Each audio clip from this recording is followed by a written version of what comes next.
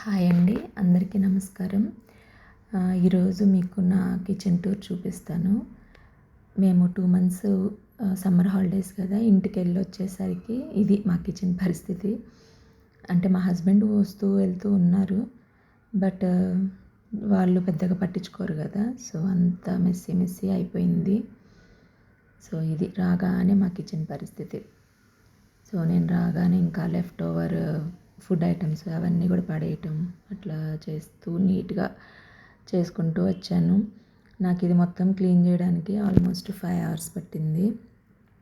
నేను మీకు 4.5 minutes video లాగా చూపించాను అనమాట. ఇదంతా కార్నర్ షెల్ఫ్ అండి. అంతకుముందు న్యూస్ పేపర్స్ వేసాము. ఇప్పుడు నేను మొత్తం లైనర్స్ కొనేసి ఆ లైనర్స్ వేసాను అనమాట. ఇది స్టవ్ కింద అనమాట, ఈ షింక్ కింద. మాది అండర్ సింక్ ప్యూరిఫైయర్ అనమాట. ఇవేమో వెకా బాస్కెట్స్.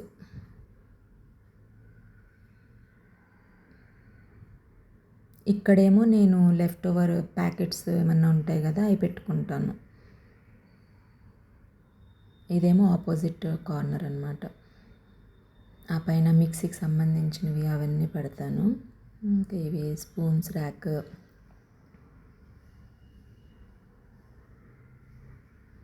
ఇక్కడ బౌల్స్ పెట్టుకోవడానికి చూడండి ఎన్ని వచ్చేసాయో. ఇదేమో ప్లేట్స్ పెట్టుకునేది, ఇది డౌన్ షెల్ఫ్. ఇవేమో మార్నింగ్ వాష్ చేసినవి.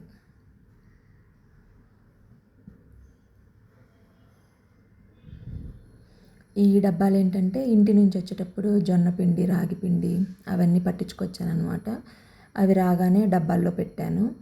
ఇంకొక పక్కకు పెట్టేసి ముందు ఈ స్టవ్ పక్కన ఉన్న కార్నర్ షెల్ఫ్ అంతా క్లీన్ చేస్తున్నాను.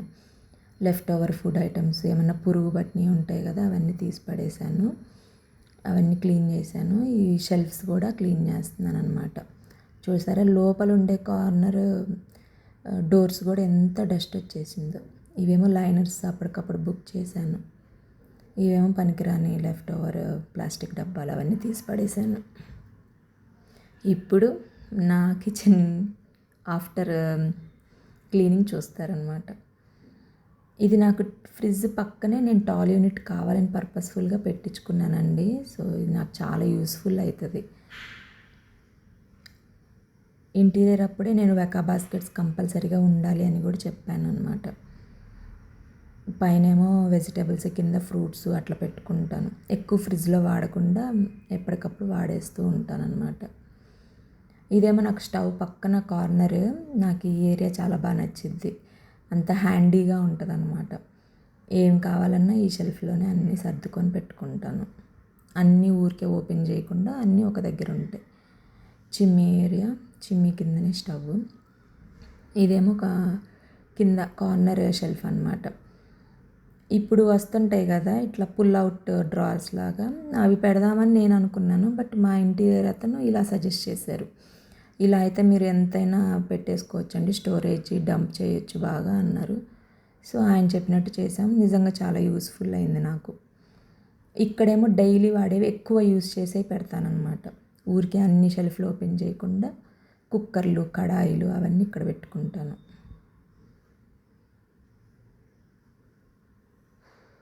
కొంచెం చిన్న కిచెనే, బట్ మాకు సరిపోయిద్ది, ఆర్గనైజ్డ్గా ఉంటుంది. ఇదేమో షింక్ కింద అండర్ సింక్ ప్యూరిఫైయర్ అని చెప్పాను కదా, అది ఇక్కడే ఉంటుంది. ఇంకా ఇక్కడేమో యాక్చువల్లీ ఓవెన్ కోసం ఆ ప్లేస్ పెట్టాము, కానీ నేను మిక్సీలో అవి పెట్టుకున్నా ప్రస్తుతానికి.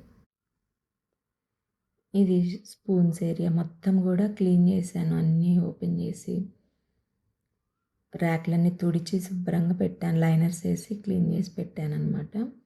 ఆల్మోస్ట్ నాకు 5 hours పట్టింది ఇదంతా క్లీన్ చేసేయడానికి. సో ఇదండి నా కిచెన్ ఆఫ్టర్ క్లీనింగ్. సో ఎలా ఉందో నాకు కామెంట్ చేసి చెప్పండి. నేను ఇంటిని ఎలా డిజైన్ చేసుకున్నానో నెక్స్ట్ వీడియోలో చేసి పెడతాను. Thank you for watching. By by.